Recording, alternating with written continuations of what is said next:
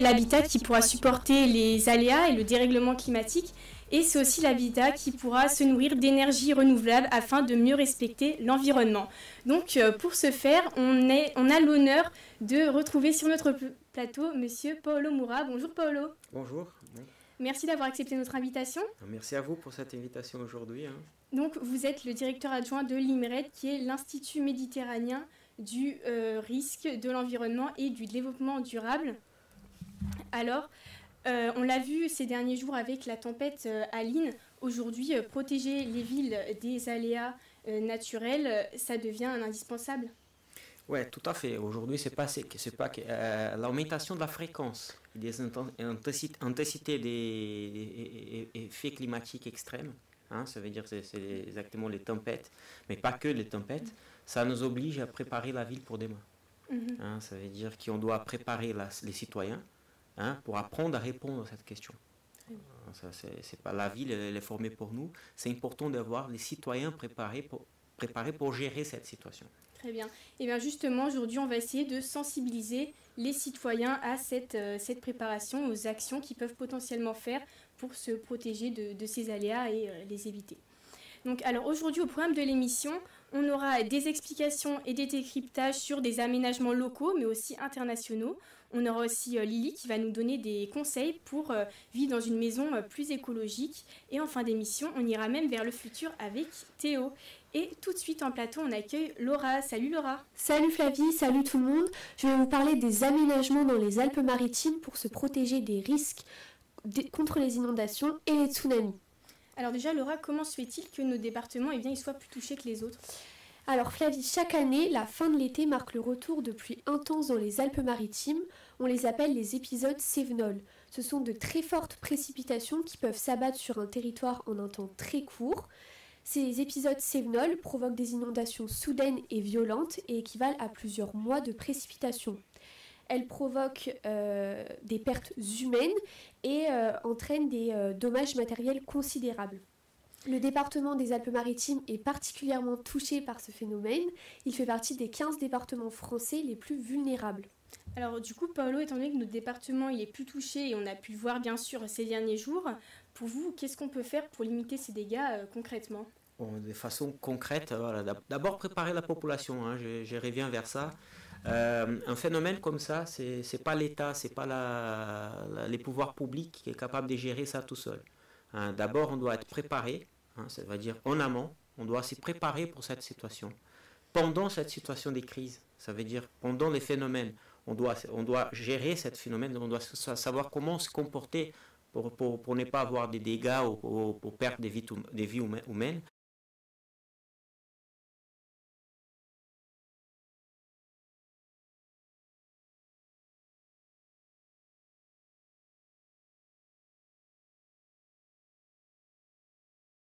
Il y en a eu d'autres avant. Est-ce que tu peux nous en parler, Laura ? Alors, en octobre 2015 et en 2019, le littoral des Alpes-Maritimes entre Mandelieu-la-Napoule et Nice a été touché par ce phénomène. 20 personnes sont mortes et le montant des dégâts s'est élevé à 600 millions d'euros. En octobre 2020, ce sont les vallées de la Tinée, de la Roya et de la Vésubie qui ont été frappées par la tempête Alex. Donc 18 personnes sont mortes et on a aussi dénombré des centaines de sinistrés dont les maisons ont été ravagées. Des ponts, des routes ont aussi été détruits, emportés par les eaux. C'est vrai que la tempête Alex, elle avait fait beaucoup de dégâts. D'ailleurs, n'hésitez pas à nous dire dans le chat si vous avez dû réaménager votre logement suite à cette tempête. Et du coup, Paolo, aujourd'hui, lorsqu'on construit sa maison, est-ce que c'est une nécessité de la construire en fonction des aléas climatiques qui peuvent être présents dans la région où on la construit ? Tout à fait, c'est pas que la construction. Parfois, on habite dans une zone de risque. On doit savoir comment gérer cette situation. La construction de la maison, elle passe aussi pour cette norme. Il y a une normative autour de cette construction. Par contre, il y a des maisons qui sont déjà là. Et comment on fait pour gérer cette situation ? Voilà, comment on peut préparer la maison pour cette situation ? Il y a tout un état des dispositifs aujourd'hui qui nous permettent de faire des travaux pour améliorer cette situation. Aujourd'hui, en ville, on peut être accompagné pour faire cette démarche. Et très très peu de gens s'engagent dans cette démarche. Ça veut dire qu'on a les phénomènes, on vécu les phénomènes, à un moment ça passe, le soleil revient, Et là, on laisse à côté la partie préventive. C'est ça qu'on doit travailler. Donc on a un peu tendance à oublier parfois les risques dans lesquels on vit. Et ça peut être un peu dangereux lorsque justement le risque intervient. Tout à fait. La question des risques, c'est important parce qu'on doit vivre avec les risques. Hein. C'est pas évident. On va pas terrifier la population, c'est pas ça, c'est pas du tout ça. Mais de s'y préparer pour cette situation. Parce que si on est préparé, hein, on gère bien les choses. Ça veut dire qu'il y a des petites consignes. Hein, garder un peu des lots chez nous, des aliments, les batteries, écouter les radios. Une question que c'est très important. Par exemple, parfois on a des alertes. Hein, qu'on voit l'alerte rouge, alerte orange. Et on ne fait pas beaucoup d'attention à ça. Parce que parfois on a une alerte, il n'y a rien qui s'y passe. Par contre, une alerte, ça ne veut pas dire qu'on a eu la chance de ne pas avoir la tempête. Mais on doit garder vraiment attentif à cette information. Parce que cette alerte, ça nous permet vraiment d'éviter les difficultés. Rester chez nous, hein, n'est pas sorti pour chercher les enfants. Voilà, ça c'est des consignes basiques. Mais pendant les moments, les premiers réflexes, ce n'est pas forcément les bons. Hein, et c'est là qu'on revient pour protéger les gens. Quand on a parlé de la tempête ici à Cannes, il y avait des morts qui sont descendus pour essayer de sauver sa voiture dans les parkings. Pas forcément les réflexes idéaux. Voilà, c'est ça qu'on doit former la population. Donc on rappelle que les alertes et les exercices, ça n'a rien d'anodin, et qu'il faut les prendre très au sérieux. Très sérieux, exactement. Et donc justement sur les communes, et du coup Laura, les communes, comment elles agissent pour assurer la sécurité de leur population quand il y a ce genre de dégâts? Oui. Alors, à la suite de la tempête Alex, des travaux importants ont été entrepris pour reconstruire 70 km de routes, 200 brèches et des ponts dans les vallées. Des experts ont aussi été chargés d'évaluer les risques pour donner leur accord à la reconstruction ou à la destruction des habitations endommagées. Dans la vallée de la Roya, il y a aussi 7 stations de suivi des cours d'eau qui ont été installées pour anticiper les crues. Donc une échelle métrique et une caméra mesurent en temps réel la hauteur et le débit des cours d'eau, de façon à informer rapidement les municipalités d'un éventuel danger. Elles sont situées à Fontan, Saorge, Breil-sur-Roya, Saint-Dalmas-de-Tende et Tende. Et est-ce que du coup, avec les dernières tempêtes, on a pu constater que ces aménagements ont été utiles ? Alors, à la fois oui et à la fois non, Flavie. Il n'y a pas eu de pertes humaines, mais il y a eu de nombreux dégâts matériels à Saint-Martin-de-Vésubie, notamment pendant la tempête Aline. Des routes ont été coupées, des ponts ont été détruits, emportés par la crue. Le village de Venançon s'est retrouvé isolé et les 150 habitants bloqués. Alors, il existe plusieurs types d'aménagements pour limiter les dégâts lors d'inondations. Audrey et Eulalie vous proposent de les décrypter. Est-ce qu'il faut décaler les lumières derrière Laura et Flavie ou pas? Au travers de ces barrages, il y a une ouverture qui s'appelle le pertuis. Le bassin est alors vide. Lors de crues, c'est-à-dire en cas d'augmentation du niveau d'un cours d'eau, ce dernier se remplit peu à peu pour que le débit d'eau soit constant. Au cours de fortes crues, lorsque le bassin est entièrement rempli, le barrage peut alors déborder et dans ce cas, le but est de ralentir l'inondation. Plus connue cette fois-ci, la digue. Cette installation généralement faite de terre ou de roche se construit en surélévation le long d'un cours d'eau, de manière à faire office de barrière lors de la montée des eaux. Les digues peuvent être mises en place aussi bien au bord d'une rivière qu'au bord d'un lac ou de la mer, dans laquelle elles s'avancent parfois. Astuce pour les repérer, il n'est pas rare de voir un phare au bout des digues. Il peut enfin vous arriver d'entendre parler de zones d'expansion de crues.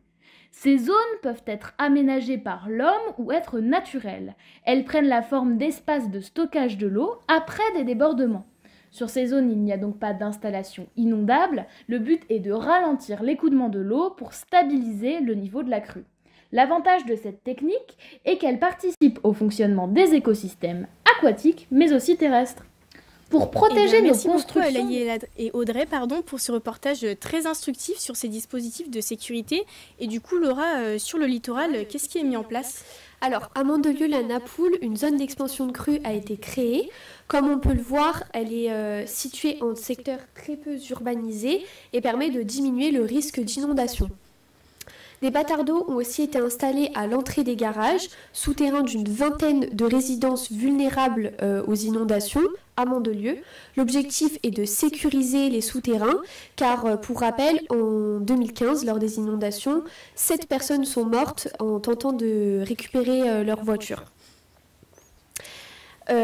Toujours à Mandelieu, dans le quartier de la Théoulière, c'est un bassin écrêteur de crues qui a été mis en place. Donc ce bassin de 5500 mètres carrés peut stocker environ 14 000 mètres cubes d'eau, soit l'équivalent de 5 bassins olympiques. C'est un volume qui correspond à une crue centenale, c'est-à-dire à une crue majeure qui a une chance sur 100 de se produire chaque année. Cela permet donc de protéger le quartier et de maintenir le débit habituel des eaux pluviales, même lors de fortes intempéries. Et du coup, comment ça se passe pour les communes d'Antibes et de Biot qui avaient été fortement touchées en 2015? Alors, elles ont pris des arrêtés pour fermer des campings et démolir des habitations en zone inondable jugées trop vulnérables. À Antibes-Juan-les-Pins, un nouveau PPRI, donc un plan prévention risque inondation, a été adopté. Il modifie les zonages et les zones d'expansion de crues. La plaine de la Brague et le Val Claré sont les 2 secteurs les plus impactés.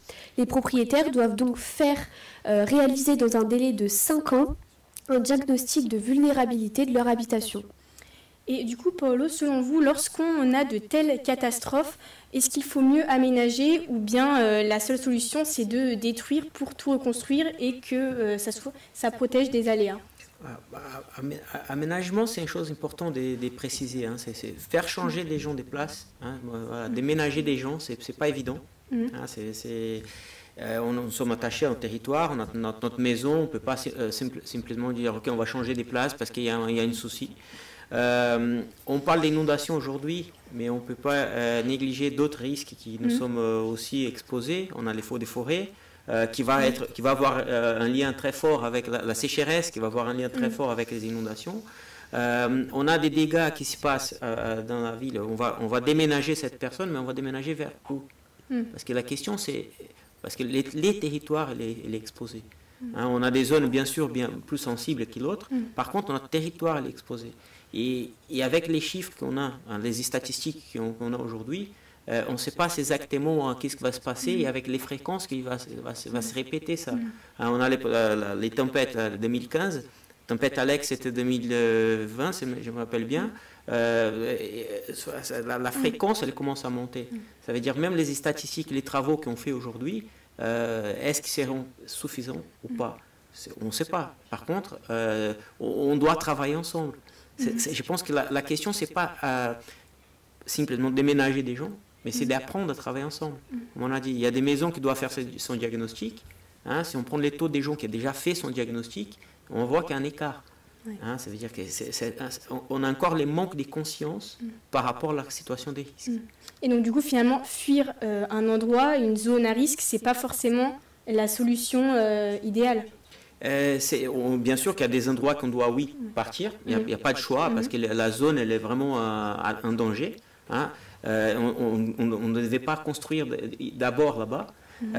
Une fois qu'on va changer, on doit trouver un espace qui va être aussi entre guillemets à risque. Hein. Par contre, on doit préparer cet espace et préparer les endroits pour habiter avec les risques. Pour cohabiter, pour apprendre à gérer les risques.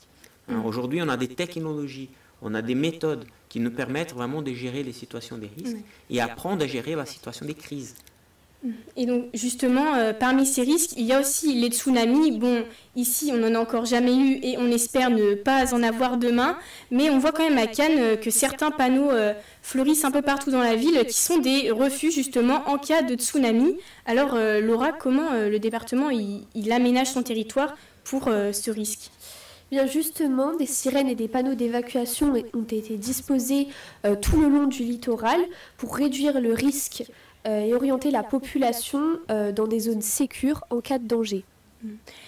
Et du coup, les tsunamis, j'espère que ça ne sera pas pour demain. Merci Laura pour cette chronique. Et Paolo, est-ce que vous jugez ces aménagements suffisants ou vous pensez que dans le futur, on n'aura pas le choix de les transformer? Je pose la bonne question. Hein. On voit un panneau qui commence à apparaître dans la ville. La question c'est, qu'est-ce qu'on fait s'il y a un tsunami? On espère ne pas voir, mais s'il arrive, qu'est-ce qu'on fait? Voilà, ça veut dire que là, c'est la phase en amont. On prépare la population avec les spécificités des Cannes. Cannes, c'est quand même la référence. Et il voudrait devenir la référence mondiale sur cette thématique. C'est important de préciser ça. Avec l'Université Côte d'Azur, on fait beaucoup de projets autour de cette thématique. On a des spécialistes qui travaillent sur les comportements sur les tsunamis. Comment on peut gérer cette situation? C'est très important. Et à Cannes, on a la population des touristes. Si on prépare la population locale à gérer une situation, comment on va faire pour gérer la situation de la population des touristes? C'est tout ça qu'on doit mettre en place. C'est pas simple, mais il y a un engagement. La université, la ville, les citoyens, les commerçants, tout le monde se met autour de la table pour travailler cette situation. Donc les tsunamis, c'est quand même un risque à prendre très au sérieux, bien qu'on n'en ait jamais eu sur le territoire, en fait. Exactement, parce qu'on a la partie médiatique, on pense qu'un tsunami, c'est comme un vidéo, comme on voit dans les films, mais dans la zone méditerranéenne, c'est plutôt les vagues de submersion.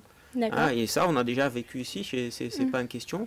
On a déjà eu des morts par rapport à cette question de tsunami sur notre région. Et c'est quelque chose qu'on doit prendre vraiment à sérieux. C'est pas quelque chose qu'on peut laisser à côté. C'est pour ça que la ville s'engage à tout ça.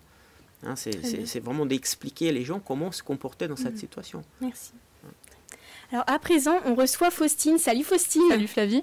Alors toi, tu vas nous parler d'un projet d'aménagement qui ne se passe pas très loin d'ici, je crois. Eh bien oui, à quelques kilomètres de notre plateau, en plein centre-ville de Cannes, se trouve l'emblématique marché, donc le marché Fortville, qui a été construit en 1884. Et aujourd'hui, le maire de la ville, David Lisnard, a décidé de rénover entièrement les 2900 mètres carrés du marché qui se situe donc au pied du Suquet et qui commençait à devenir quelque peu vieillissant. Donc on rénove le marché de Fortville, mais concrètement, qu'est-ce qui est prévu ? Eh bien tout d'abord, le carreau du marché va être modernisé. Donc quand on parle du carreau, c'est tout simplement le rez-de-chaussée, là où s'installent les commerçants tous les matins. Donc les réseaux d'évacuation d'eau, d'alimentation électrique et les revêtements vont être refaits, mais également les rues autour du marché, comme la rue Louis Blanc, qui elle aussi sera rénovée, notamment avec la construction d'une passerelle qui permettra de relier donc cette rue au toit du marché. Et j'imagine que si tu nous parles de ces travaux, c'est qu'il y a un aspect écologique derrière. Oui, bien sûr, parce que l'élément phare de ce projet, c'est le toit vert. Donc auparavant, le toit, c'était un parking qui s'est peu à peu transformé en un squat. Mais d'ici l'automne 2025, une terrasse entièrement végétalisée va être aménagée pour créer un véritable jardin public. Et les travaux commenceront donc d'ici quelques semaines et on s'y est rendu avec Clément pour en savoir un petit peu plus sur cet aménagement et également recueillir les avis des locaux. Je vous laisse regarder. Chez Fortville ne sera plus uniquement sur le carreau, ce qui est un véritable îlot de verdure et de fraîcheur, un aménagement en faveur de l'environnement. Le projet vise à faire une grande promenade végétalisée d'à peu près un peu moins de 3000 m² d'espace vert et de déambulation publique et piétonne. Ce projet en fait, outre la végétalisation du site, participe d'abord à l'absorption des eaux de ruissellement et également à la climatisation des centres-villes. Ce jardin des saveurs et des senteurs permettra de favoriser le développement du commerce de proximité, notamment en proposant des dégustations de produits locaux. Je trouve que c'est un bon concept parce qu'en fait ils veulent faire ça aussi pour que les gens puissent acheter sur le marché et monter, manger. Apparemment il y aura des tables, les gens pourront manger ce qu'ils ont acheté sur le marché et je trouve que c'est quelque chose qui est vachement tendance en ce moment. Dans une ville souvent jugée trop bétonnée par ses habitants, le toit vert semble attendu. Et je pense que ça sera très bien parce que d'abord il faut rénover et puis la végétation, bravo, je suis pour. D'autres clients attendent de voir le résultat. Je pense que ça peut être une très bonne initiative, que ça soit entretenu, on sait ce que c'est un jardin, c'est tous les jours, c'est beaucoup de travail. Vous pouvez demander à tous les gens sur le marché. Donc il faut voir, l'idée est bonne, il faut voir l'évolution sur les années.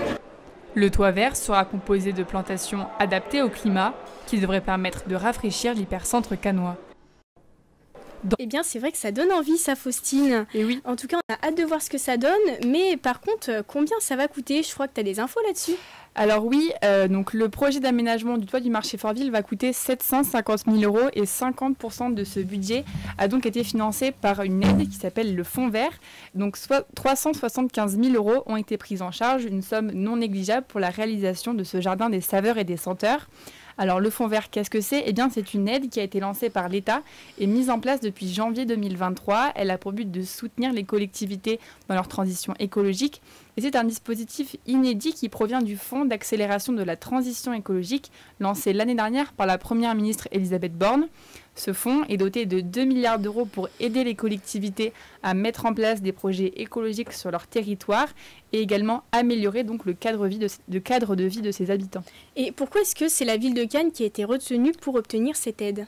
Eh bien, la ville de Cannes a candidaté en février et a été retenue pour ces critères, donc la plantation d'essences adaptées au climat méditerranéen, la réduction des gaz à effet de serre grâce aux végétaux et l'amélioration de la qualité de l'air et de la vie pour la population.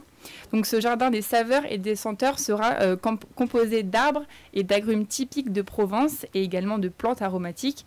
Ces végétaux ne nécessitent pas d'arrosage particulier et participeront donc à la création d'un véritable îlot de fraîcheur qui viendra améliorer la qualité de l'air pour ses habitants, tout en répondant aux enjeux de la protection de l'environnement et de la transition écologique. Merci beaucoup Faustine. Merci.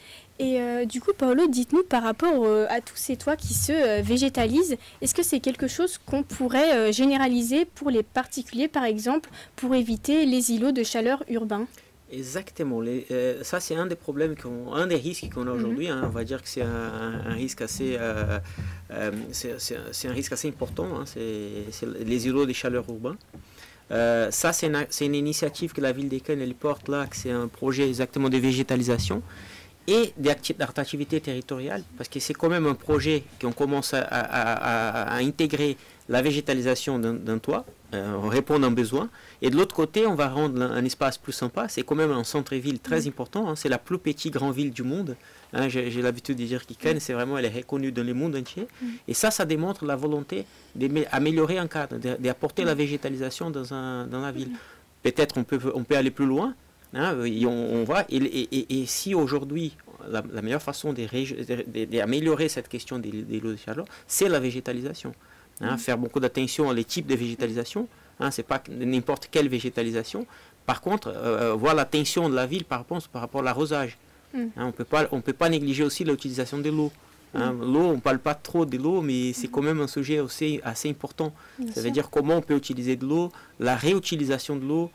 Qu'est-ce qu'on peut faire? Il y a un cadre encore légal à franchir dans cette démarche, mais je pense que ces projets-là, ça démontre la volonté de la ville, son engagement. C'est pas la ville, c'est les villes de notre territoire qui sont engagées à vraiment faire ça. Et Cannes, c'est un des villes moteurs dans cette thématique. Et donc, on a vu qu'aménager un toit, ça coûtait un petit peu cher quand même. Et est-ce que c'est quelque chose qu'on peut faire sur tous les toits ou c'est assez difficile à créer? Ça mérite une étude, parce qu'on peut faire sur tous les toits, bien sûr, on peut faire. Par contre, parfois, on peut mettre des panneaux solaires, parfois on peut mettre des végétalisations, parfois non. Ça dépend un peu de la caractéristique. Et c'est vrai que les toits étaient un peu chers parce qu'il est quand même un peu grand. Ça veut dire que c'est un place entière qu'on commence à couvrir. Et chez nous, on peut faire ça aussi. Parfois, on peut changer les choses, on peut faire des varandas avec les toits aujourd'hui végétalisés, on peut mettre des abris, des voitures, on peut végétaliser. Voilà, et il y a la façon de faire. Donc il y a plusieurs possibilités. Alors on a une question dans le chat. Donc dans ce cas, pourquoi ne pas développer ce genre de projet dans les zones plus urbaines et plus précaires où les populations subissent plus ce genre de dôme de chaleur urbain? Donc concrètement, est-ce que c'est possible aussi dans les quartiers où les bâtiments sont peut-être plus vieux et plus usés? Tout à fait, c'est possible. La question de la démarche, c'est l'aménagement d'une ville. C'est pas quelque chose de simple. On voit, pour faire un projet comme un Fort-Ville, on a les fonds, on doit présenter un projet, on doit rédiger les projets, faire les projets. Ça veut dire, on peut faire ça pour la ville entière, oui, mais ça prend beaucoup de temps. Ça demande une action. Et si ça revient dans le sens inverse, ça veut dire que si les citoyens se mettent autour de la table pour faire, c'est aussi une façon. Parce qu'on ne peut pas compter sur le pouvoir public parce qu'il manque des bras, pour faire simple. Mais nous, on a la possibilité de faire chez nous-mêmes. La collectivité, la communauté des villes, elle peut faire ça. Elle peut demander ça à la ville. C'est possible de s'organiser pour faire. C'est pas que c'est prioriser un côté ou l'autre, c'est qu'aujourd'hui il y a un projet, on a besoin de changer, et les moments qu'on va changer dans la bonne direction. Hein, ce n'est pas une initiative directe. Mais nous, on peut faire la même chose chez nous. Eh bien, écoutez, on espère que ça pourra se réaliser justement dans les quartiers qui sont un peu plus défavorisés. En tout cas, maintenant, on va quitter un peu la Côte d'Azur parce que même si on l'aime beaucoup, le dérèglement climatique, ça concerne tous les continents. Et justement, Romane, tu vas nous parler de cette dimension internationale du dérèglement climatique puisque tu as travaillé sur la prochaine COP. Salut Romane, alors quand et où elle aura lieu cette COP 28 ? Salut Flavie, salut tout le monde. Alors la COP28 aura lieu du 30 novembre au 12 décembre et elle fait déjà pas mal débat parce que les pays signataires de la CCNUCC, la Convention cadre des Nations Unies sur les changements climatiques et les acteurs du climat se rendront à Dubaï et celle-ci sera présidée par le sultan Al-Jaber. Il est ministre de l'industrie émirati et PDG de la compagnie pétrolière nationale Abu Dhabi National Oil Company. Plutôt ironique du coup pour une conférence sur le climat d'avoir lieu en plein milieu du désert dans une ville artificielle et surtout d'être dirigée par un producteur d'énergie fossile alors qu'on sait que c'est très polluant et qu'on cherche à les éradiquer depuis plusieurs dizaines d'années. Oui Romane, on dirait presque une blague. Tu pourrais nous recontextualiser un petit peu en nous parlant des objectifs de cette COP ? Bien sûr Flavie, le premier objectif est d'élaborer le premier bilan mondial pour rendre compte des progrès de l'accord de Paris, aligner les efforts au service de l'action climatique et établir un plan d'action clair. Le deuxième objectif est d'évoquer l'avenir des énergies fossiles pour tripler la capacité des énergies renouvelables dans le monde à 11 000 gigawatts, doubler la production d'hydrogène à 180 millions de tonnes et doubler l'amélioration de l'efficacité énergétique d'ici 2030. Pour le troisième, il s'agit d'augmenter le financement des dépenses liées au dérèglement climatique et c'est ce point qui m'intéresse aujourd'hui, c'est-à-dire l'adaptation des logements éco-responsables de demain que nous verrons tout à l'heure avec la chronique de Lily Jeanne. Et le but est de limiter du coup les dommages du dérèglement climatique sur nos activités mais aussi sur la nature évidemment grâce à des infrastructures, des mesures et des stratégies. Mais selon des chercheurs, entre 290 et 580 milliards de dollars seraient nécessaires chaque année et ce jusqu'en 2030 pour mener à bien ce projet. Reste à voir si ça sera faisable. Donc beaucoup d'objectifs à ce que je vois. Qu'est-ce qui est prévu concrètement comme changement dans nos habitations, Romane ? Alors tout d'abord, qui dit réchauffement climatique dit forcément climatisation. C'est la principale préoccupation de la COP28 qui veut s'engager à réduire les émissions de gaz à effet de serre liées à la climatisation de 68% dans tous les secteurs et d'ici 2050 grâce à un projet de texte appelé Global Cooling Pledge.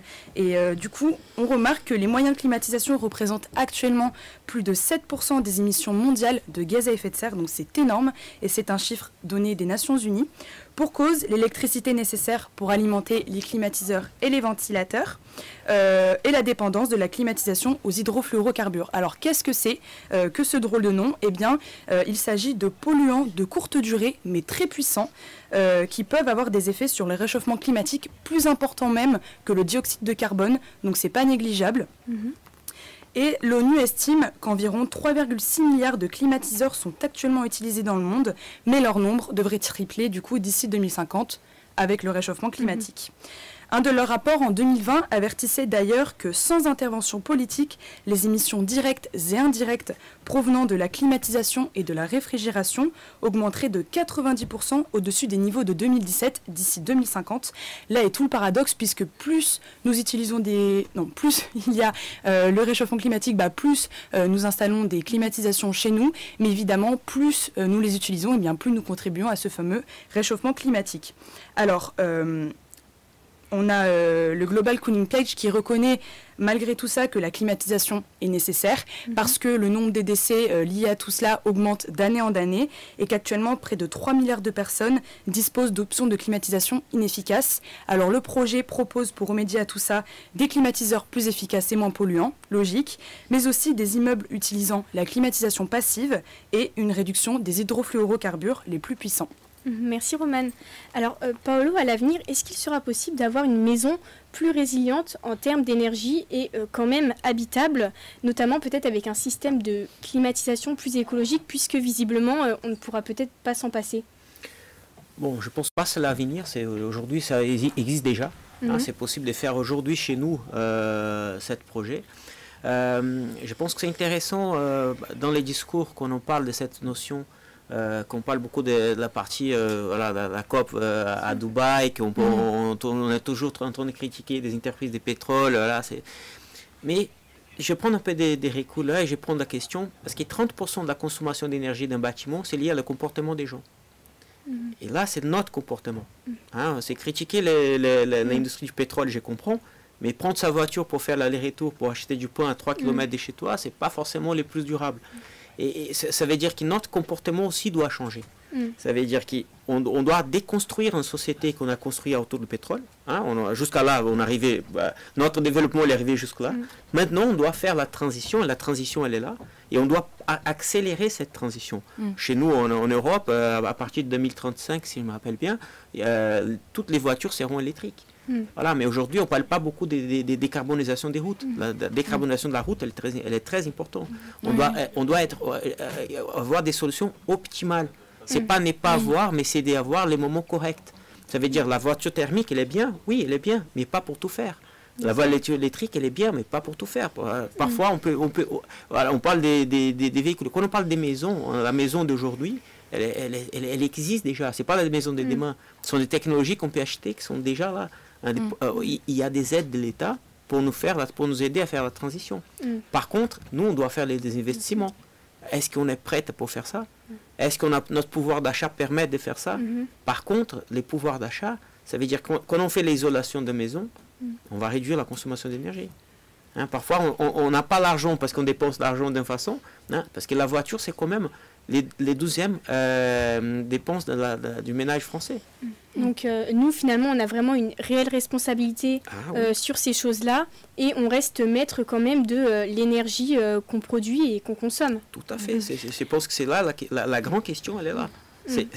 Bien sûr qu'on peut culpabiliser les autres, mais nous, comme société, hein, parce que nous sommes un parti d'une grande société, mais nous, notre part, elle est là.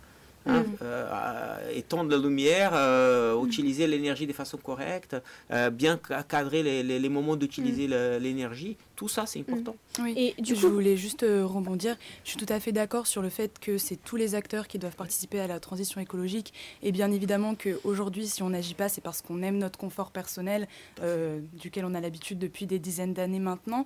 Ce que je pense qui pose surtout problème, même si bien évidemment j'ai compris ce que vous avez voulu nous dire, c'est la crédibilité en fait des politiques qui nous incitent en fait à faire des actes que eux-mêmes ne font pas. Et là surtout pour un événement qui est organisé sur 13 jours, 12 parce qu'il y a un jour de repos d'ailleurs, sur 12 jours du coup on va dire, qui est organisé quand même dans le pire exemple de ville possible et inimaginable, Dubaï, une ville totalement artificielle. Je pense que c'est plutôt en fait cette crédibilité des politiques qui gêne aujourd'hui le Français de base qui veut faire des efforts de son côté parce qu'il a l'impression de les faire mais qu'au final ça ne répond pas en face et que la voix commune, un petit peu le porte-parole de cette population, lui-même est hypocrite envers ce qu'il nous indique de faire. Je pense que c'est plutôt ça qui pose problème aujourd'hui et pourquoi les personnes râlent au final, même si évidemment ce que vous dites est très juste. Je pense que ça mérite vraiment une belle discussion. Hein. Je suis d'accord, vraiment d'accord avec vous pour cette question. Et là, je pense que ça mérite de creuser les sujets. Hein. Parce que nous, on étudie beaucoup ça, cette notion des villes intelligentes. Hein, la ville de demain, il y a déjà un bon moment. Hein. Maintenant, ça devient la mode, mais il y a déjà un bon moment qu'on travaille sur ça. Et je suis tout à fait d'accord avec ça. Hein. C'est une question de comment porter et quel est le rôle de chacun. Exactement, parce qu'il y a des gens qui font des choses bien. Et après, elles sont jugées par des gens qui ne font pas. C'est ça. D'accord. Et à un moment, on doit prendre... on voit les types d'investissements, comment on fait. Il y a une transition qui c'est important à mener. Et donc, Romane, tu expliques que le citoyen peut se sentir parfois moqué par ses dirigeants et que ça influence son comportement dans le mauvais sens par rapport à l'écologie. Et du coup, est-ce que tu peux nous expliquer si notre quotidien il va être bouleversé dans les prochaines années par rapport à ça ? Alors du coup, malheureusement, non, Flavie, parce que comme pour chaque mesure, on ne sait pas combien de pays vont y adhérer, ni quand, ni si des poids lourds dans le dérèglement climatique comme la Chine et l'Inde y participeront, parce que là-bas, on a une demande énorme d'air conditionné qui croît d'année en année, et on a aussi tous les pays en développement qui manquent de moyens, bien évidemment. Et est-ce qu'il y a un pays ou un ensemble de pays en particulier qui souhaitent un grand changement de l'habitat ? Bah oui Flavie, l'Afrique et c'est historique. Donc on a la 5e CCA 2023 qui est la conférence Climate Change Afrique qui s'est terminée ce mardi 24 octobre 2023 avec l'adoption de la feuille de route de Yaoundé pour un habitat durable et la résilience climatique du continent. Donc c'est un document élaboré par des experts et des élus locaux qui sera utilisé comme une proposition solide et concrète pendant la COP28. Il contient 6 pages avec les recommandations des acteurs non étatiques pour accélérer le développement urbain durable et pour cause la vitesse de l'urbanisation et de la démographie. Résultat, un déficit de logements décents et abordables et l'insuffisance des budgets nationaux aux villes africaines. Donc parmi les recommandations, qu'est-ce qu'on a ? Eh ben, on a l'intégration de matériaux durables, la mobilisation de ressources financières pour que les territoires investissent davantage dans les énergies renouvelables et le renforcement des autorités locales. Et on sait que le programme de la COP est très chargé, qu'il y a beaucoup de sujets à aborder dans un temps plutôt court. Donc quel jour a été choisi pour discuter de ça et quels seront les acteurs de ce débat ? Alors si vous voulez suivre les avancées de la question, ça sera le mercredi 6 décembre et le débat s'appellera Action multiniveau, urbanisation, environnement bâti et transport. Et ce sera les maires, les gouverneurs, les ministres, les parlementaires et les dirigeants du monde des affaires et de la société civile qui débattront avec l'objectif d'accélérer les solutions d'action climatique sous toutes leurs formes dans l'ensemble de la société. Alors qu'est-ce que ça donne comme exemple ? Eh bien des systèmes de mobilité urbaine plus écologiques, des environnements bâtis, des infrastructures à faible émission de carbone et la réduction des déchets. Mais encore une fois, c'est un thème très vaste et l'avenir du logement éco-responsable se perd dans tout ça. Donc on imagine qu'il faudra s'attendre encore une fois à ce que certaines thématiques restent en suspens et à ce que certaines questions n'aient pas de réponse. Merci beaucoup Romane pour ces explications. Alors c'est vrai que pour l'instant, les COP, ça fait à peu près 25 ans qu'elles n'ont pas eu d'effet majeur sur le climat parce qu'on observe que finalement, les émissions de gaz à effet de serre, eh bien, elles se poursuivent au même rythme. Et ce qui est mis en cause, c'est notamment les désaccords entre les dirigeants. Je pense notamment à la COP de Paris où il n'y avait pas eu d'accord trouvé. Et on a aussi le lobby des industriels qui est présent. Vous, est-ce que vous avez encore espoir dans la prochaine COP ? Est-ce que vous allez la suivre ? Bien sûr, on va participer, hein, on va même pas, parce que c'est important. Il y a 25 ans qu'on porte ce débat. Hein, je pense que c'est intéressant d'abord d'avoir le débat. Se mettre d'accord, ça prend du temps parce qu'il y a des temporalités différentes. On a parlé des pays développés, des pays en développement. Il y a des situations diverses et variées hein, qu'on doit prendre en compte. Parfois, on essaie d'imposer une question. Hein, je pense que la société elle doit passer par un dialogue, qu'on a perdu cette capacité. Dialoguer, c'est quelque chose d'important. Et la COP, elle est là pour ça. Je pense qu'il y a beaucoup de spécialistes qui vont suivre des projets divers et variés. On travaille dans thématiques. Chaque thématique est là. Il y a quand même un groupe de spécialistes autour de ça qui nous permettent d'écrire exactement des politiques publiques, des transitions. Hein, un exemple de tout ce qu'on passe aujourd'hui. Parce que si on pense bien à la réalité, on parle des transitions numériques. On parle des transitions écologiques, des transitions énergétiques. Voilà. La quantité des transitions que nous sommes en train de faire, ça veut dire qu'il y a un résultat. Ça prend du temps. Hein. On ne peut pas reconstruire la société, même si on est lent, hein, parce que les résultats, on doit être un peu plus vite dans les réponses. Par contre, on est en train de bouger une société à niveau global. Ça veut dire on s'est mis d'accord. La discussion, pour moi, c'est important parce qu'on n'a pas encore s'est mis d'accord pour trouver la solution, mais tout le monde est conscient du problème. Et du coup, est-ce que vous pensez que les thématiques que vous avez évoquées, lorsqu'elles sont discutées entre les dirigeants et les chefs d'entreprise, elles sont discutées de manière assez proche avec les citoyens? C'est-à-dire, est-ce que le dialogue est aussi présent avec les citoyens? Vous pensez que les citoyens sont un peu exclus de la COP? Je ne pense pas que les citoyens sont exclus. Je pense qu'il y a beaucoup aujourd'hui des citoyens qui ne s'engagent pas. Il n'y a pas forcément un engagement. Il n'y a pas d'exclusion. C'est nous-mêmes, hein, comme citoyens, entre nous ici. Voilà, je suis très actif sur beaucoup de sujets. C'est difficile de s'engager surtout. Hein, parfois, on n'a pas de temps, on n'a pas envie, on est fatigué, on a d'autres choses à faire. Et on a d'autres choses à faire. Parfois, on passe à négligence. Et on laisse, et après on commence à critiquer ou regarder de loin avec moins d'espoir. Hein? Est-ce que tout le monde ici prend les documents qui sortent de la COP et va lire les documents pour voir qu'est-ce que ça sort? Non, on va prendre quelqu'un qui va faire l'extra de ça et on va essayer de lire l'extra au maximum. Ça veut dire que même nous, encore une fois, je vais prendre notre part dans la responsabilité et délire les résultats, c'est quand même quelque chose déjà, un morceau. Je pense qu'on doit passer par ça.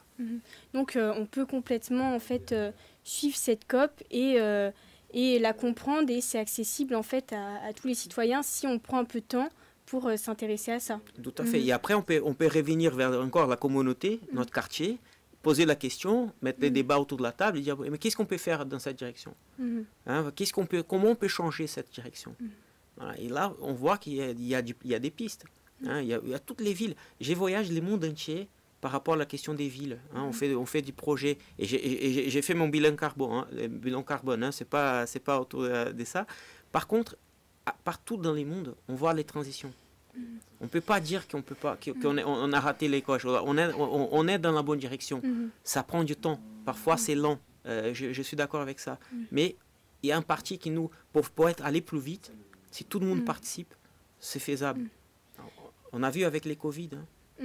On ne va pas rentrer dans les débats, les vaccins, elle est bonne ou pas bonne. On a produit, on a vacciné la moitié de la population mondiale en 2 ans. Et donc, d'après ce que vous me dites, j'imagine que vous ne pensez pas que la COP c'est complètement du greenwashing, comme Greta Thunberg a pu l'évoquer certaines fois.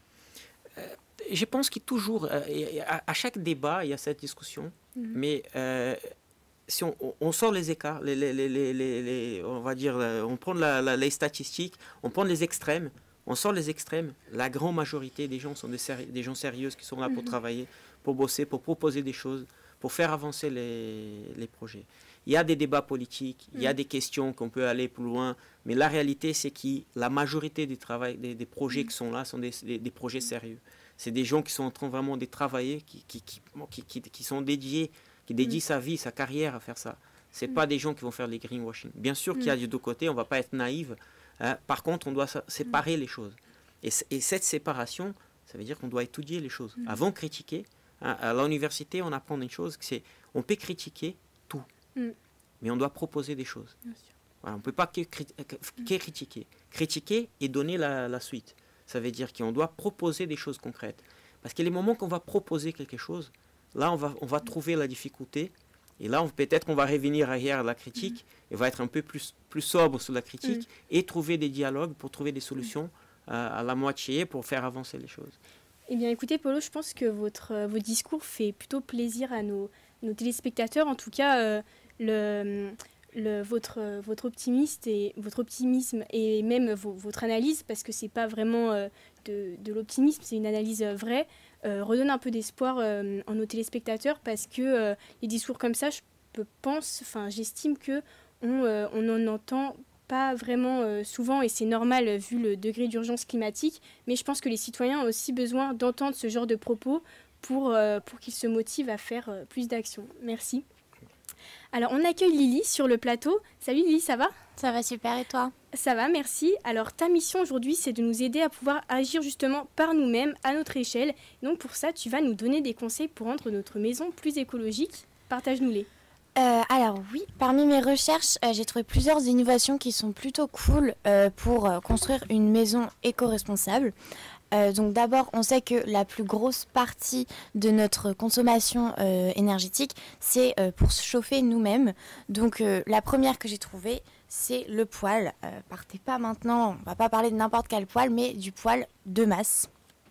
Et comment c'est différent d'un poêle normal ? Et sa nouveauté, c'est qu'il diffuse la chaleur lentement et donc beaucoup plus longtemps.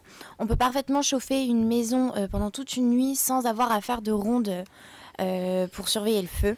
Le foyer brûle normalement et selon la quantité de bois, va brûler plus ou moins lentement. Ça dépend aussi de la taille du foyer et du type de bois, du type de poêle, etc. Mais ensuite, lorsque le feu a fini de brûler, c'est la fumée qui va passer dans un long labyrinthe comme on le voit là. Et en fait, ça permet de rentabiliser chaque moment de chaleur qu'on peut obtenir, que ce soit du feu ou de la fumée, parce que la fumée reste encore chaude très longtemps. Donc elle ne sera pas relâchée et consommée directement comme une cheminée normale où la fumée va ressortir directement dans le froid et donc ne sera plus du tout utilisée. Et d'ailleurs, certaines personnes ne se chauffant qu'avec ça n'ont besoin de faire que 1 ou 2 feux dans la journée pour pouvoir se chauffer pendant 24 heures. Et il est aussi connu, ce système, pour éviter le phénomène de stratification, ce qui est le phénomène qu'on a peut-être déjà connu lorsqu'on se chauffe à la cheminée, c'est qu'il fasse chaud en haut et froid en bas. Voilà. Ok, et c'est conseillé pour tous les logements ? Alors, il faut que le logement soit déjà bien isolé, mais ça, c'est pas un secret. L'isolation, c'est ce qui permet à une maison de garder sa chaleur intérieure le plus longtemps possible et donc de consommer moins d'énergie et dans ce cas-là, de bois. Comme la montée en température est lente, il faut que l'habitation résiste bien aux fluctuations des températures extérieures. Par contre, il est vraiment déconseillé de l'enfermer dans une petite pièce parce que le poêle de masse marche un petit peu comme le soleil, c'est-à-dire qu'il chauffe ce qu'il voit et donc plutôt conseillé pour des pièces ouvertes, du salon, voilà. Mais en plus, Lily, tu m'avais pas dit que tu avais une super idée pour l'isolation ? Ben si Flavie, c'est l'isolation en paille. Ça peut surprendre, mais c'est un isolant très efficace en été comme en hiver. En fait, ça a été inventé après la Seconde Guerre mondiale par Émile Feuillette. Elle a créé ça pour répondre à deux pénuries du moment, c'était la main-d'œuvre et les matériaux. Et aujourd'hui, c'est l'isolation de 5000 maisons en France. Donc une brique de paille, ça fait précisément 37 cm. Et donc voilà, comme on voit sur la photo. C'est comme ça c'est avec cette épaisseur qu'elle est efficace. C'est peu connu encore, mais de plus en plus de constructeurs et d'architectes la conseillent pour rénover ou construire une maison, car c'est aussi très peu coûteux. Donc là, cette brique-là peut coûter 35 € le mètre carré, et une botte de paille peut coûter entre 5 et 7 €. Donc voilà, on peut avoir des exemples de maisons construites comme ça. Et en moyenne, les factures de ces 5000 maisons sont aujourd'hui en moyenne autour de 12 € par mois, ce qui fait une baisse énorme, la moyenne nationale étant autour de 40-50 €. Mais du coup, c'est quoi les désavantages de la paille ? Alors, elle peut en avoir si la paille est mal stockée au moment de la construction. Il faut la protéger à tout prix de l'humidité parce que sinon, à l'avenir, elle peut attirer les rongeurs.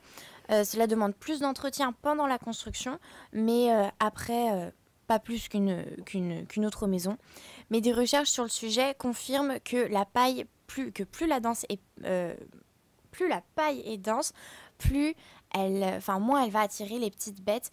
Et aussi surprenant que cela puisse être, elle va également mieux résister au feu si elle est dense, parce que c'était également un grand frein de la paille, c'était sa résistance au feu. Mais aussi, c'est encore tout nouveau sur le marché, donc c'est encore la main-d'œuvre est encore rare pour. C'est pourquoi des équipes ont besoin d'être spécialement formées avant de travailler sur un chantier utilisant ce matériel. Et c'est juste un secteur qui s'agrandit et l'on forme de plus en plus d'étudiants dans ce milieu à l'utiliser. Et d'ailleurs, à Clermont-Ferrand, on peut voir le premier lycée construit en paille en France. Il est censé ouvrir à la rentrée prochaine. Voilà. D'accord, mais ça a l'air sympa, mais on n'est pas limité en couleur. Un peu trop tôt. Là, on est encore au lycée. Voilà le lycée. Désolée pour la photo en qualité. Et pour la dernière, j'ai voulu choisir quelque chose de plus décoratif, mais qui se pose comme question à chaque construction, c'est la peinture. Mais donc, on est sur Greenwashing, donc vous pensez bien que c'est pas n'importe laquelle. Et aujourd'hui, on va vous présenter la peinture en argile. Donc, elle est très en vogue pour décorer sa maison avec le moins de produits toxiques possible et un fini mat et rugueux. Là, par contre, le désavantage, c'est le prix à environ 10 à 15 € le litre. Mais elle est quand même connue surtout pour ternir beaucoup moins rapidement qu'une peinture classique. Et elles sont par contre déconseillées pour les portes et fenêtres parce que les frottements peuvent l'abîmer plus facilement. Bon, alors cette fois-ci, est-ce qu'on peut être limité en couleur ? Eh bien, si on reste sur de l'argile pure et dure, on va être seulement dans ces teintes qui vont aller du blanc au rouge brique. Donc toutes compris entre les deux. Mais si l'on accepte de rajouter quelques pigments qui peuvent rester naturels, donc par exemple avec des minéraux, là on élargit la palette à autant de couleurs que l'on veut. Bon, et pour conclure, si on ne rénove pas notre maison dans le mois, qu'est-ce qu'on fait ? Bien, comme vous en parliez tous les deux tout à l'heure, la prise de conscience est toujours importante. Et bien sûr, certaines des innovations qu'on a mentionnées peuvent être très très coûteuses et non adaptées aux situations de tous. Mais baisser sa facture, c'est une très bonne manière de se mettre des sous de côté et d'être plus responsable. Le vrai enjeu, c'est de conserver la chaleur de sa maison le plus possible. En hiver, fermer les stores le soir, ne pas marcher pieds nus si on est sur du carrelage et pourquoi pas investir dans des plaids ou des bons chocolats chauds pour se tenir chaud entre nous. Voilà. Et donc ça, maintenant, pour rester dans cette idée d'aménagement écologique, on a la chance d'être actuellement dans un bâtiment tout neuf ici à Cannes, puisque le campus Georges Méliès a été inauguré en 2021. Je ne sais pas si vous le saviez. Mais concrètement, Gaspard, en duplex, va répondre à la question de si notre bâtiment est écologique ou non. Eh bien Lily, c'est une très bonne question. Là je suis à l'extérieur du campus et à première vue, comme vous pouvez le voir, dans le bâtiment c'est quand même un gros bloc de béton.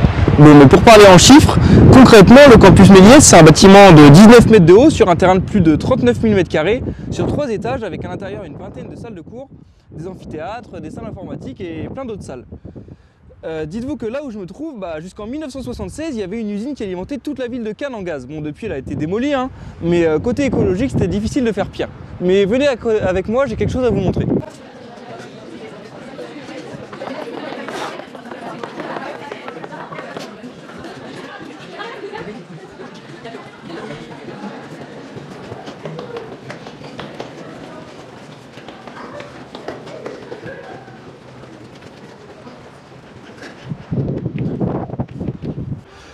Comme tu l'as dit Lily, le bâtiment il a été inauguré en 2021, en mai plus précisément. Et il y a eu certaines contraintes à respecter pour Christophe Goulizy. Donc Christophe Goulizy, c'est l'architecte en charge de la conception de ce bâtiment. Il avait remporté un appel à projet lancé par la ville en 2016. Et déjà au niveau de la forme, le bâtiment il se doit d'être imposant, symbolique, mais en même temps il ne devait pas être ostentatoire, parce qu'il y a plein de bâtiments derrière, plein d'habitations, et il ne fallait pas gêner la vue. Aussi au niveau de la végétalisation. Et donc dans la première version du projet, l'architecte il avait proposé une végétalisation à base de plantes luxuriantes, qui allait s'étaler et prendre du volume avec l'âge. Au final, il a dû se raviser et il a dû mettre des plantes grasses. Ça, c'est à cause du climat méditerranéen. Hein. Bien sûr, toutes les plantes ne poussent pas pareil selon le climat. Pour ce qui est de la luminosité, il a opté pour un puits de lumière qu'on trouve juste derrière moi. Donc là, vous avez le rez-de-chaussée aussi en bas. Et donc en fait, avec cette lumière naturelle, ça permet d'avoir un éclairage pendant une très grande partie de la journée et du coup de limiter justement cette consommation d'énergie. Côté acoustique aussi, il y a une dalle qui a été installée pour éviter cet effet d'écho à cause du bruit dans le hall. Et donc l'architecte, là, il a encore essayé de construire quelque chose d'innovant dans du préfabriqué avec des trous créés à base d'éco-cup et de pots de popcorn. En fait, c'est plein d'innovations qui font que ce bâtiment est appelé et surnommé en tout cas un smart building. Parce qu'il y a plein d'innovations pour justement qu'il se développe et qu'on ne trouve pas dans des bâtiments plus anciens par exemple. Bon, en conclusion, même si notre bâtiment c'est pas le plus respectueux de l'environnement, on le voit bien, il y a quand même beaucoup de béton autour de nous. On voit aussi que l'architecte il a tout fait pour s'adapter aux contraintes environnementales actuelles, à savoir créer des solutions, trouver des solutions pour rendre le bâtiment le plus écologique possible. Eh bien Lily,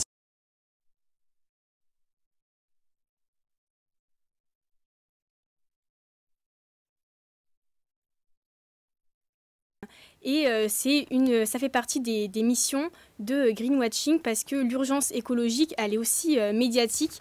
Et d'ailleurs, c'est un des thèmes de la revue du syndicat national des journalistes.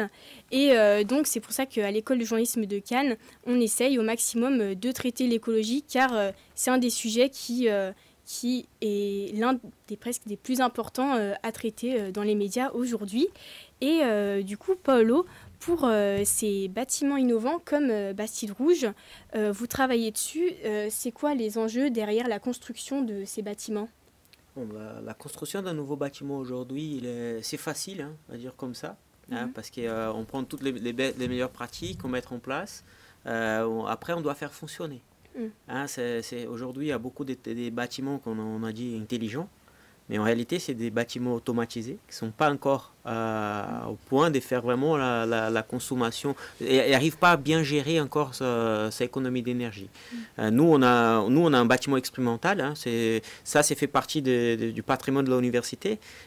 Nous, chez IMRED, on a un premier bâtiment totem. On essaie de transformer ce bâtiment en intelligent.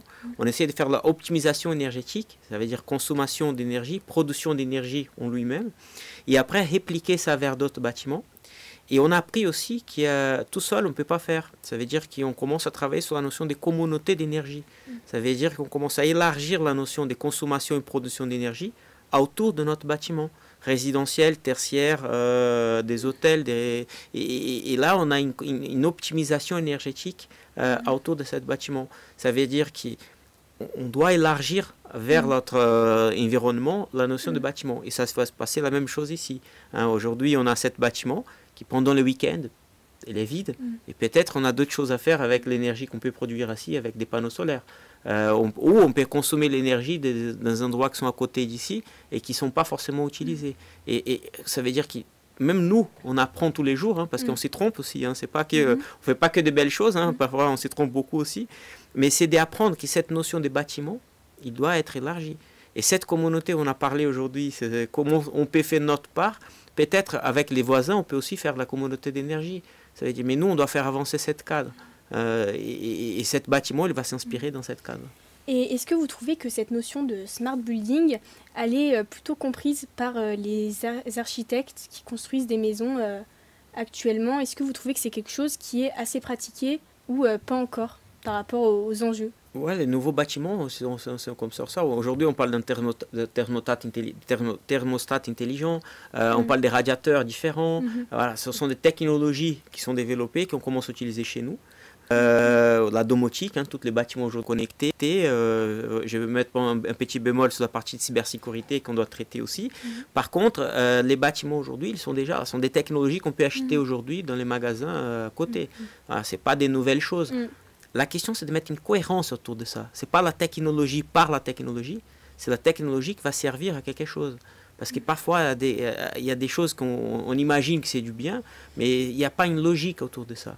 Hein, et nous, on doit mettre cette logique autour du bâtiment. Et donc, ces bâtiments, ils vont, j'imagine, s'accélérer, enfin, la construction de ces bâtiments va s'accélérer dans le futur. Et toi, Théo, tu es là pour parler de ça. Donc, on arrive au moment le plus attendu de l'émission, puisque Théo Boissonneau, que vous connaissez bien de la dernière émission Greenwatching, va nous emmener dans le futur. Salut Théo, ça va? Ça va et toi, Flavie? Ça va, merci. Alors, à quoi elle ressemblera, cette ville du futur? Alors Flavie, je suis pas médium, mais j'ai quand même quelques pistes. Déjà, ce qui est sûr, c'est que dans l'avenir, les villes vont être de plus en plus peuplées. On va s'intéresser à deux données, la population et la population urbaine. Alors, au début du siècle dernier, comme on peut le voir ici, en 1910, il y avait 1,7 milliard d'habitants sur Terre et 20% d'entre eux étaient en ville. L'an dernier, on a passé le cap symbolique des 8 milliards d'habitants et 56% d'entre nous sont en ville. Donc on voit qu'en un siècle, ça a quand même vachement augmenté. Et à ton avis, en 2050, on en sera où? Je dirais dans les 10 millions peut-être. Alors, 10 milliards, tu voulais dire? 10 milliards, pardon. C'est mieux, mais c'est pas encore ça. On sera exactement à 9,7 milliards d'habitants sur Terre. Mais surtout, ce qui est le plus important, c'est que 7 humains sur 10 vivront en ville. Donc dès maintenant, architectes et scientifiques travaillent sur différents projets de ville pour le futur. Et justement, que prévoit-il pour ces villes du futur? Alors déjà, ces villes visent à être plus vertes, presque aussi vertes que Greenwatching. Donc déjà, ça montre que c'est beaucoup quand même. Par rapport à la production d'énergie, les architectes y prévoient une quantité importante de panneaux solaires et de petites éoliennes sur chaque toit de chaque bâtiment pour produire un maximum d'énergie. Est-ce que ça sera suffisant? Ça, ils ne nous le disent pas vraiment en fait. Ils prévoient plus d'espaces végétalisés, que ce soit dans les rues ou sur les bâtiments, comme on peut le voir sur l'image derrière toi. On a quelques exemples en France, que ce soit la tour Evanescence à Montpellier ou le projet de tour Occitanie à Toulouse. Et les villes elles seront aussi plus vertes au niveau des transports en essayant d'éviter au maximum l'usage de la voiture parce que tu le sais, ça pollue beaucoup. Il y a déjà un exemple qui est très frappant à Séoul où il y a une autoroute qui a été totalement transformée en un immense parc à ciel ouvert où maintenant il n'y a plus du tout de voitures, mais au contraire une piste cyclable et une zone piétonne. Et du coup, Paulo, à l'IMRED, quels sont les projets pour aménager les villes qui sont en bordure de la Méditerranée? Est-ce qui ressemble un peu à ce que Théo a pu évoquer? Ouais, mais malheureusement, je pense qu'il y a un donné important à préciser. c'est et moi j'ai fait cette calcul-là, je vous invite à faire la même chose, hein, c'est des données ouvertes. En réalité, la population, les 8 milliards, des 8 milliards et 10 milliards, en réalité, la population elle est en train de décroître. Ça veut dire on va pas vers sa superpopulation, hein, c'est les chiffres, parce que quand on regarde les chiffres, l'impression c'est qu'on a une croissance démographique, mais en réalité on n'a pas. Hein, la population elle est en train de vieillir, et ça c'est les grands problèmes. La deuxième chose, c'est qu'il y a aujourd'hui le vieillissement de la population, ça va rendre la ville plus difficile à vivre. Ça veut dire qu'on doit imaginer une ville de demain plus adaptative, hein, c'est l'accessibilité de la ville, et on commence à créer des trous dans la ville. Ça veut dire qu'il y a des générations qui vont commencer à décéder, hein, c'est la génération baby boomer, c'est les grands booms démographiques, et là ça va commencer à créer des problèmes. Aujourd'hui on était pensé à la ville d'avenir, ça veut dire toujours dans la croissance des infrastructures, et maintenant on n'a pas encore des politiques ou des directions pour la décroissance de la démographie. Hein, ça c'est quelque chose qu'on va commencer à voir d'ici à très très peu. Hein, ça c'est la première chose. À côté de ça, c'est la notion de production d'énergie. Hein, on a encore dans la notion d'individualité. Hein, toujours. Mais la ville des demain, je pense qu'elle va partir dans la communauté. C'est la communauté d'énergie, l'autopartage, les vélos partage. Parce que je pense que c'est intéressant quand on prend la dimension d'une ville, on prend tout le monde qui roule en voiture. Et si on met dans les transports publics, il va manquer d'espace. Ça veut dire il manque d'espace. C'est pas et la ville des demain, elle doit traiter ça. Et c'est vous à préciser tout ça. Et du coup, à l'IMRED, est-ce que vous travaillez sur des innovations qui pourront peut-être répondre à la démographie qui aura en 2050 ? On espère. Hein, on travaille sur ça. Oui, on travaille sur... Moi, je travaille sur les véhicules autonomes. D'accord. Hein, ça veut dire... Mais pourquoi travailler sur les véhicules autonomes ? Parce que peut-être un jour, il va manquer des chauffeurs. Hein, on ne va pas être adapté exactement pour rendre des transports plus résilients. Ce n'est pas la substitution des uns ou l'autre, mais c'est l'ensemble qui va traiter ça. On travaille sur la notion de production d'énergie, hein, le local et la consommation d'énergie locale. Hein, parce que la grande question, ce n'est pas que la production, mais c'est aussi la consommation d'énergie. On a vu le dernier hiver, on a fait l'effort national, tout le monde a baissé sa consommation et ça a fonctionné. Ça veut dire que nous, on a encore un rôle à jouer. Il y a la question de gestion de l'eau, hein, on parle très très peu aujourd'hui, mais c'est un sujet qu'on doit traiter. Hein, c'est comme une critique qu'on doit réimaginer. Ça veut dire on doit être optimal. Hein, c'est pas transformer la voie en parc, mais c'est peut-être transformer un parc dans un voie et faire la flexibilité de cet usage. C'est d'être intelligent sur l'usage. On travaille sur cette thématique. Et le plus important, c'est que l'humain, il est au centre de la ville. La technologie, elle vient pour répondre à des questions qui nous on travaille, mais c'est toujours en regard autour de l'humain. Parce que à la fin de la journée, on voudrait être ensemble. On voudrait dans un bar, dans un resto, dans un parc public, dans une place. C'est ça qui rend la ville plus agréable. C'est cette convivialité. Hein, et on doit penser à ça aussi. Ça veut dire quand on commence à imaginer des quartiers, on doit imaginer d'abord cette interface entre la ville et les citoyens, la rue et les citoyens, les bâtiments. Hein, tout ça, on travaille. Et on utilise l'intelligence artificielle, on utilise des outils qui nous permettent d'imaginer cette ville de façon plus facile. Donc finalement, pour imaginer l'environnement de demain, il faut aussi imaginer les comportements humains, les comportements sociaux de demain pour qu'ils soient en adéquation avec les innovations. Exactement, parce que c'est intéressant, parce que quand on pense la ville de demain, on doit penser l'évolution démographique. Hein, j'étais un jour en train de faire un colloque avec des interprètes, j'ai dit, on doit imaginer que la population âgée, elle doit être connectée. Hein, et parce que la population âgée, ils ont du mal à se connecter. J'ai dit, non, attends, la population âgée, quand on commence à se projeter, c'est vous. Et vous êtes déjà connectés. La technologie qu'on va utiliser d'ici à 50 ans, elle n'existe pas. Hein, on va encore développer. Ça veut dire qu'on va passer pour une phase. On doit se projeter dans cette situation.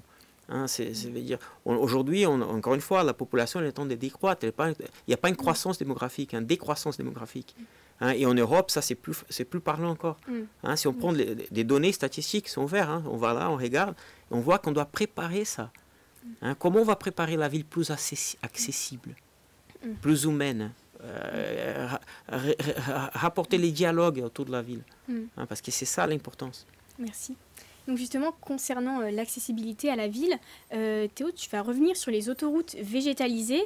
Est-ce qu'on pourrait espérer que ce genre de transformation ait lieu en France dans les prochaines années? Alors honnêtement, en ce moment en France, on est plus dans la construction d'autoroutes que dans la végétalisation de celles-ci, comme on peut le voir avec le projet de l'A69 par exemple. Et en fait, si on prend le cas de la France, comme vous l'avez dit, ça ne marche pas trop parce qu'on pousse les gens à prendre les transports plus verts, que ce soit le vélo ou les transports humains.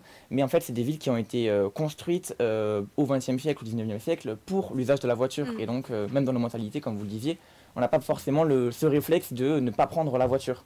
Et donc, il y a des villes du futur que je vais vous présenter qui, elles, ont justement été pensées pour ne pas inclure de véhicules personnels. Allez Théo, fais-nous rêver, montre-nous ces fameuses villes du futur. Alors, rêver, je ne sais pas si c'est vraiment le bon terme. Imaginez, 170 km de long, 200 mètres de large seulement, et tout ça en plein désert. Tout ça, c'est le projet fou saoudien The Line. Alors en fait, il s'agit d'une ville qui devrait voir le jour d'ici 2030, construite tout en longueur au sud de la péninsule arabique. Donc c'est l'image juste après. Si on peut la mettre en régie, merci beaucoup. Et parfait, voilà. Et donc comme on peut le voir ici, de chaque côté, il y aurait un mur d'une dizaine de mètres qui serait bâti et qui créerait donc au milieu du désert un gigantesque couloir urbain. Des montagnes du Hedjaz, donc jusqu'à la mer Rouge. Mais pas de panique, hein, parce que les Saoudiens, ils ont trouvé la solution. En fait, pour ne pas polluer le paysage, parce que bon, ça serait quand même bête, ils ont mis des miroirs sur chaque côté du mur, même si tout le bâtiment est fait principalement en béton. Mais bon, il y a des miroirs, donc vous inquiétez pas, il n'y aura pas de pollution. Et en fait, l'objectif d'une ville tout en longueur, c'est qu'elle prendrait apparemment moins de place. À terme, 9 millions d'habitants pourraient vivre sur seulement 34 km². Pour comparer, l'aire urbaine de Paris, c'est 12 millions d'habitants et c'est plus de 2800 km². Donc The Line, elle serait mieux organisée que les villes qu'on connaît. Les architectes ils promettent d'avoir tout à moins de 5 minutes à pied, tout en venant de la ville la plus dense du monde, avec, tenez-vous bien, près de 265 000 habitants au km². Donc au niveau des transports, les échanges de personnes et de marchandises se feraient sous terre, avec des métros ou des trains qui pourraient aller jusqu'à 500 km/h pour qu'on puisse faire toute la ville en moins d'une demi-heure. Mais dans les faits, bon, il y a quand même très peu de chances que ce soit le modèle écologique. Par rapport à la gestion de l'eau, par exemple, on ne sait toujours pas comment les Saoudiens vont pouvoir trouver de l'eau au milieu du désert pour 9 millions d'habitants. Et aussi, comme vous le disiez, par rapport au problème social, avec une ville tout en long, il n'y a pas forcément de place pour se réunir, il n'y a pas forcément de parc non plus. Et surtout, on doit quand même s'y sentir bien à l'étroit. Du coup, on a une question dans le chat, c'est quand est-ce qu'a été imaginé ce projet ? Alors ce projet, il a été imaginé récemment, en 2019, et là, c'est au début de l'année 2023. Il y a déjà eu des travaux qui ont été commencés. En fait, je vous invite à vous renseigner, ça s'inclut dans le projet NEOM, donc c'est un projet fait par l'Arabie Saoudite, où il y a notamment The Line, comme je vous l'ai présenté, mais aussi un grand port qui serait situé près de la mer Rouge, et en fait qui serait 100% autonome, où il y aurait très peu d'humains qui y travailleraient. Donc ça, c'est un projet aussi qui s'inclut dans ce grand projet de NEOM, qui devrait commencer à l'horizon 2030 et aboutir en 2050. Eh bien, en tout cas, attention pour les claustrophobes, en effet. Et en plus de The Line, il y a des projets de construction de nouvelles villes. Oui, il y en a quelques-uns partout dans le monde. En plus, c'était par exemple le projet Telosa du milliardaire américain Mark Lore. En gros, ça ressemble globalement aux villes qu'on voit dans les films de science-fiction avec des immenses gratte-ciel. Moi, j'aimerais qu'on finisse en s'intéressant à Oceanix. Donc, Oceanix, Flavie, c'est pas un avis d'Astérix, je suis vraiment désolé, mais c'est un projet de ville flottante porté par l'ONU. Et donc, alors non, pas île flottante, c'est ville flottante, voilà. Et donc, ce projet devrait voir le jour d'ici 2050, et le but, ça serait d'accueillir les réfugiés climatiques. Donc cette ville elle serait composée dans un premier temps de 6 plateformes hexagonales, comme on peut le voir ici. Chacune mesurerait 15 000 mètres carrés et pourrait accueillir jusqu'à 300 habitants. Ces plateformes seraient faites en corail. Chaque ville devrait être autonome, donc l'eau potable, elle viendrait de la récupération de l'eau, des eaux de pluie, pardon. L'électricité, elle viendrait principalement de panneaux solaires et d'éoliennes. Et au niveau des transports de marchandises, il serait assuré essentiellement via des drones. Et donc un prototype devrait être construit prochainement sur l'East River, près du siège des Nations Unies. Et la première expérimentation grandeur nature pourrait se tenir en Corée du Sud, au large de Busan. Donc sur le papier, ce projet c'est bien beau. Le problème aujourd'hui, c'est qu'en fait, les réfugiés climatiques, ils sont déjà là, ils sont de plus en plus nombreux. Qu'Océanix, ça reste encore un projet à l'heure actuelle. Et surtout, on ne pourra pas tous vivre dans des villes flottantes à l'avenir. Bien sûr. Est-ce que tu sais si l'intelligence artificielle aura un rôle dans ces futures villes ? Dans l'aménagement urbain, ouais, totalement. Bah, par exemple, dans le projet que je parlais tout à l'heure du pont en Arabie Saoudite, ça sera géré principalement par l'intelligence artificielle. Et même au niveau des transports, quand j'en parlais par rapport à The Line, l'intelligence artificielle serait aussi là pour permettre par exemple des transports qui marcheraient 24 heures sur 24 ou presque, et sans non plus faire travailler des humains 24 heures sur 24 au niveau de ces transports. Et donc ouais, forcément c'est des projets qui... L'intelligence artificielle maintenant va prendre une place énorme même dans les villes du futur. En effet, ça semble du coup un projet très intéressant ce que tu nous racontes, et à voir comment il sera développé à l'avenir. En tout cas, merci beaucoup Théo pour cette chronique très intéressante. Et vous y croyez, Paolo, à ces villes futuristes ? Oui, bien sûr, parce que si on pense bien, tout ce qu'on parle, que c'est bien, la mobilité verte, l'efficacité énergétique des projets, ils sont là. Voilà, si je prends le projet des Line, pour moi c'est un projet qu'on discute beaucoup, parce que c'est quand même un peu... ça choque quand on voit un tour comme ça au milieu du désert pour 9 millions de personnes. Ça c'est quand même assez conséquent. Mais si on pose la question de façon différente, vous êtes en train de gérer un État et un désert, et tu dois faire la population habiter dans ce désert avec les dérèglements climatiques, qui va avoir des températures à plus de 60 degrés, c'est impossible. Il y a deux solutions, la migration ou remettre, parce que ça coûte beaucoup d'argent pour faire une ville comme ça. Et si j'ai bien compris, l'État saoudien il va quand même mettre l'argent du pétrole exactement pour faire cette transition virtueuse. Et là, il n'y a pas l'utilisation du pétrole dans cette ville. Et vous croyez à ce projet de The Line ? C'est pas une question des croyances, c'est une question qu'aujourd'hui, tout ce qu'on dit que la ville intelligente, la ville des demain, elle doit être, végétalisée, optimale, efficacité, elle est là. Peut-être que ce n'est pas la ville que je vais habiter, parce qu'il me manque quelque chose. Mais si on pense bien par cet environnement, peut-être qu'il y a quelque chose. Quand on pense des villes flottantes, on dit ouais, mais ça c'est un problème. Jakarta elle est en train de s'effondrer. Ils vont transformer la capitale. On parle de la montée des eaux qui va se passer. Voilà. Et encore une fois, la situation globale, on doit repenser la ville. Et là, repenser la ville, c'est ça que je pose la question, c'est quelle ville on voudrait habiter. Parce que parfois, c'est intéressant de dire la ville, elle doit être comme des Line. Et là, tu dis, moi, je ne suis pas forcément envie d'habiter là. Moi, je suis envie parce que je suis quand même, j'ai travaillé avec l'innovation, j'ai travaillé avec la ville. C'est quand même un projet que je voudrais visiter minimum. C'est sûr et évident que je vais passer un moment là-bas. C'est sûr parce que c'est quand même, je suis curieux pour voir comment ça va fonctionner. Par contre, si on pense tous les éléments qui ont fait l'advocacy, si on parle, qu'on doit faire, traitement de déchets, production énergétique efficace, il est là. Et pense bien, c'est un territoire où il y a 9 millions de personnes à loger. On va mettre ces gens où? Donc finalement, ces villes, dans 50 ans ou dans 100 ans, on n'aura peut-être pas le choix d'y habiter ou pas. Si on pense, on revient arrière. On parle de cette ville comme on pense l'avenir, mais si on pense les villes qu'on commençait à bâtir, Istanbul à l'époque, Rome à l'époque, c'était déjà des villes intelligentes. On avait déjà des technologies pour permettre de ramener de l'eau, pour travailler la partie des climatisations avec les technologies disponibles. Ça veut dire qu'on avait déjà cette notion des villes intelligentes à l'époque. Aujourd'hui, si on part ici chez nous, on part à Nîmes, on va visiter des musées là-bas, on passe un bon moment, et là on va reconnaître comment on fabriquait des villes. C'est une fabrique des villes. On est en train de faire la fabrication de la ville. Aujourd'hui, on est en train de bâtir la ville avec la technologie qu'on connaît. Parce qu'à côté du D-Line, à l'États-Unis, il y a des villes qui sont en train de se mettre en place. Ici, à Parc Méridia, Nice Méridia, c'est des nouveaux quartiers qu'on commence à mettre en place. C'est chez nous, voilà, il est là. C'est une ville qu'on est en train de bâtir. Il n'y a pas forcément les projets, comme les projets de Line, mais les principes des projets, ils sont là. Donc, finalement, ces villes futuristes, elles s'inscrivent en fait dans la continuité de l'évolution de l'urbanisme et de l'architecture. Exactement. Après, comme on a dit, la densité, la ville, elle est dense. On parle de densité des villes, elle est là. C'est ça qu'on doit poser les questions. Après, une question qui pour moi, c'est à vous de répondre, c'est quelle ville je voudrais habiter. C'est parce que c'est ça la notion de la ville. Parce qu'on parle beaucoup de la ville, mais on ne parle pas de l'arrière-pays. On ne parle pas de la campagne. Peut-être on veut habiter en campagne, on ne veut pas habiter en ville. Et si on va habiter dans la campagne, qu'est-ce que c'est l'infrastructure qu'on doit mettre? La désertification territoriale, c'est un problème, c'est un sérieux problème qu'on fait face aujourd'hui.